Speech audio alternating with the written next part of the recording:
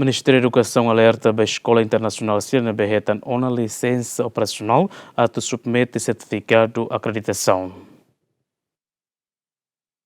Ministério Educação leu o gabinete de avaliação, licenciamento, acreditação, foi um licenciamento operacional na duração de rua da Escola Internacional Sira, deve aplicar no formato licença NIAN. No Ministério Educação alerta a Escola Internacional Sira, deve que estabelece e reilaran, no hetan um licenciamento operacional, ato submete certificado acreditação, nação origem.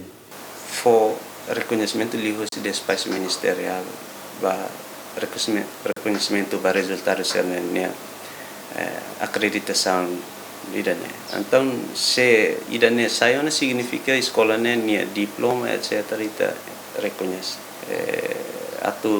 Depois de ser hetan licença, né, ser tem que hariona vai processo de akreditasaun, né, atu não label prejudica para lavar isso no futuro.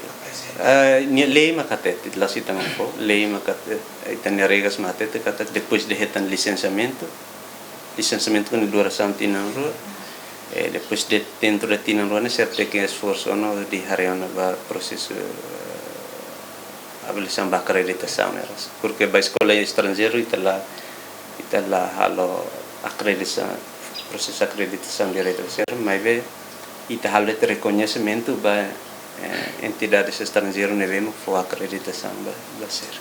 Cuidado se o Ministério da Educação na Escola Internacional CNBM que estabelece e relar a mutuação nacional, o número né lima maquetan uma licença operacional, no CIA e ela processo de história inspeção o Ministério da Educação. Lamberto da Silva, GMN.